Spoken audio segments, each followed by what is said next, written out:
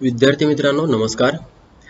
सावित्रीबाई फुले पुणे विद्यापीठ पुणे मराठी विषयाचा पुनर्रचित अभ्यासक्रम जो जून 2020 पासून बदललेला आहे आणि आज आपण जो अभ्यासक्रम पाहणार आहोत तो विशेषतः द्वितीय वर्ष कला शाखेच्या विद्यार्थ्यांसाठी पाहत आहोत. त्यातही ज्या विद्यार्थ्यांनी दुसऱ्या वर्षामध्ये प्रवेश घेतेवेळी एक अत्यंत महत्त्वाचा निर्णय घेतला की आम्हाला आमची पदवी मराठी भाषेतून मिळवायची आहे, मराठी भाषेचा विशेष अभ्यास आम्हाला करायचा आहे. तर अशा विद्यार्थ्यांसाठी दोन विषयांचा समावेश या चालू जो बदललेला अभ्यासक्रम आहे त्यामध्ये झालेला आहे. हे तुम्हाला आता माहितीच झालेलं आहे. पहिला विषय जो आहे तो आहे SEC अर्थात स्किल एनहान्समेंट कोर्स आणि दुसरा जो विषय आहे तो आहे मॉडर्न इंडियन लँग्वेज अर्थात MIL. आज आपण इथे SEC बद्दल विचार करणार आहोत.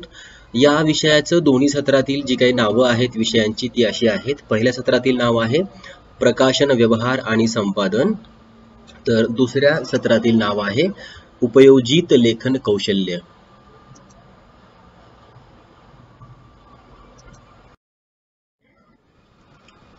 तर थोडीशी उजळणी करूया.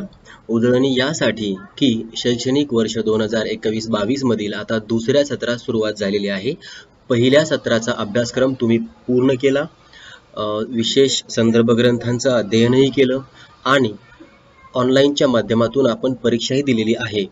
अशा वेळी हा व्हिडिओ तुमच्या समोर येतो आहे म्हणून थोडीशी उजळणी. तर पहिल्या सत्राचा हा अभ्यासक्रम आहे तो असा आहे प्रकाशन व्यवहार आणि संपादन हे विषयाचं नाव.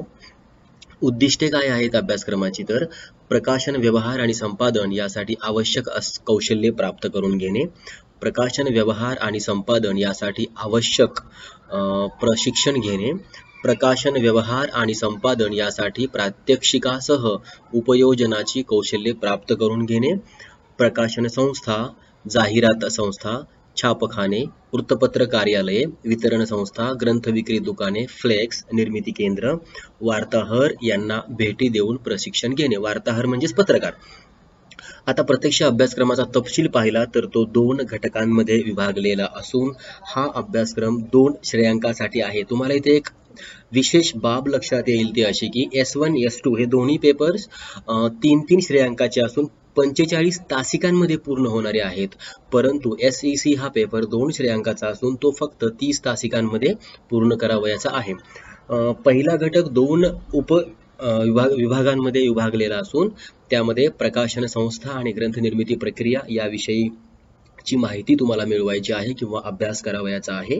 दुसरा जो घटक आहे तो मुद्रित शोधन या विषयावरती तो असणार आहे. मग लेखनविषयक नियम काय असतात, मुद्रित शोधनाच्या खुणा काय आहेत, विरामचिन्हे म्हणजे काय, अवतरणे म्हणजे काय, संक्षेप ब्रीफ किंवा सार आपण ज्याला म्हणतो, मजकुराची मांडणी कशी करावयाची, चित्ररेखाटन योजना काय असते, सूची कशाला म्हणतात, संदर्भ ग्रंथ सूची हा हे काय भानगड आहे, परिशिष्टे म्हणजे काय, दर्शनीय स्वरूप आकार, ह्या छोट्या छोट्या संकल्पना जरी वाटत असल्या तरी साहित्याच्या क्षेत्रामध्ये प्रकाशन संस्था किंवा ग्रंथ निर्मिती प्रक्रिया या सर्व क्षेत्रांमध्ये या संकल्पनांना अतिशय महत्त्वाचं स्थान असल्यामुळे तुम्ही या सर्व संकल्पनांशी परिचित असावं असं आपल्या अभ्यास मंडळातील सदस्यांना वाटतं आणि त्यामुळेच त्यांनी या अभ्यासक्रमाची उपलब्धता तुम्हास करून दिलेली आहे.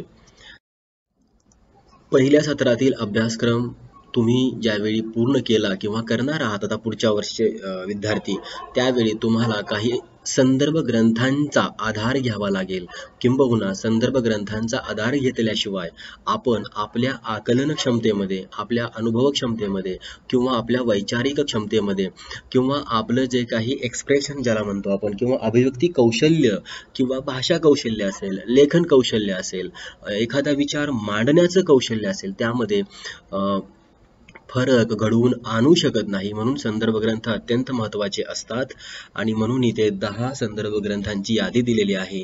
त्यापैकी तुम्हाला जे उपलब्ध होतील ते तुम्ही मिळविले पाहिजेत. जे उपलब्ध होत नाहीत त्यांना ऑनलाईनच्या माध्यमातून आता अलीकडे ती सोय झालेली आहे तर त्याद्वारे बघा, तुमच्या ग्रंथालयामध्ये बघा, परंतु या संदर्भ ग्रंथांकडे कानाडोळा करून चालणार नाही, हे विशेष. आता आपण दुसऱ्या सत्राच्या अभ्यासक्रमाबद्दल चर्चा करणार आहोत.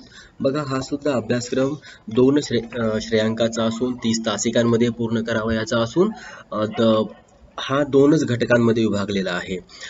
या अभ्यासक्रमाची उद्दिष्टे जर म्हटलं तर जाहिरात, मुलाखत लेखन आणि संपादन यासाठी आवश्यक कौशल्य प्राप्त करून घेणे, जाहिरात, मुलाखत लेखन आणि संपादन यासाठी आवश्यक प्रशिक्षण घेणे, जाहिरात, मुलाखत लेखन आणि संपादन यासाठी प्रात्यक्षिकासह उपयोजनाची कौशल्य प्राप्त करून घेणे. पहिला घटक 2 विभागांमध्ये विभागलेला असून त्यामध्ये जाहिरात लेखन हा पहिला आणि मुलाखत लेखन हा दुसरा उपविभाग आहे. तर तिसरा म्हणजे दुसरा घटक. यामध्ये माहितीपर नोंदी, उदाहरणार्थ शास्त्रीय ज्ञानकोश, विविध प्रकारचे ज्ञानकोश, विकिपीडिया, विश्वकोश इत्यादी, नोंद लेखन, विविध माध्यमांसाठी नोंद लेखन प्रात्यक्षिके इत्यादी हा अभ्यासक्रम तुम्हाला या सत्रामध्ये पूर्ण करावयाचा आहे. आता दुसऱ्या सत्रातील अभ्यासक्रम पूर्ण करण्यासाठी किंवा आपलं अध्ययन अधिक कसदार, सकस व्हावं यासाठी काही संदर्भ ग्रंथ अत्यंत महत्त्वाचे असतात, जे मी पुन्हा पुन्हा सांगतो आहे. त्यामध्ये कुठेही कंटाळवाणेपणा माझ्या बोलण्यातून येत नाही, कारण ही बाब अत्यंत महत्त्वाची आहे. जिथे तुमचे प्राध्यापक कमी पडतात, जिथे तुमचे गुरु कमी पडतात, तिथे हे संदर्भ ग्रंथ अगदी भगवंत म्हणून तुमच्या समोर उभे राहतील आणि तुम्हाला मदत करतील याची मला खात्री असल्यामुळेच मी जास्त फोकस संदर्भ ग्रंथांवर सांगतो. तर तुम्ही ते थोडंसं गांभीर्याने घ्यावं अशी ही एक नम्र विनंती आहे. आणि सर्वात शेवटी आपण आपल्या दुसऱ्या सत्राचं जे काही नियोजन करत आहोत, आपण अभ्यासक्रम समजावून का घेतोय, आपण संदर्भ ग्रंथांची यादी का पाहतोय आणि आपण प्रश्नपत्रिकेचं स्वरूप का पाहतोय, तर एक प्लॅन करतोय. आपण आपल्या विषयांचं नियोजन करत आहोत आणि या नियोजनातला अत्यंत महत्त्वाचा शेवटचा घटक जो आहे तो आहे प्रश्नपत्रिकेचं स्वरूप. बघा, प्रकाशन व्यवहार आणि संपादन, उपयोजित लेखन कौशल्य हे दोन्ही विषय पहिल्या आणि दुसऱ्या सत्रातील विषयांचे नाव आहे. विद्यापीठ सत्र परीक्षा किंवा विद्यापीठ तुमची परीक्षा घेतं ते किती मार्कांची असते, तर ती असते 25 मार्कांची. त्यामध्ये पहिला प्रश्न 10 मार्कांसाठी, दुसरा प्रश्न 10 मार्कांसाठी, तिसरा प्रश्न 5 मार्कांसाठी. पहिला प्रश्न पहिल्या घटकावर, पहिल्यातला जो उपघटक आहे त्याच्यावर, दुसरा प्रश्न पहिल्या आणि दुसऱ्या घटकावर, तर तिसरा प्रश्न दुसऱ्या घटकावर आहे.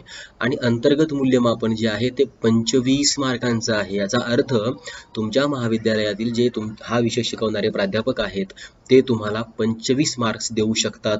25 देणार नाहीत, परंतु 23 मार्कांपर्यंत तुम्हाला ते गुण देऊ शकतात.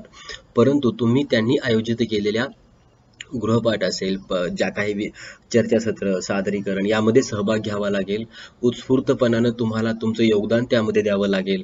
त्यावेळी तुम्ही हे मार्क्स मिळवू शकतात. असो, तुम्हाला SEC अर्थात स्किल एनहान्समेंट कोर्स या विषयाचा अभ्यासक्रम समजावून देण्याचा माझा प्रयत्न होता आणि तो तुम्हाला समजला असेल अशी माझी खात्री झाली आहे. त्यामुळेच मी इथे थांबतो. थँक्यू, धन्यवाद.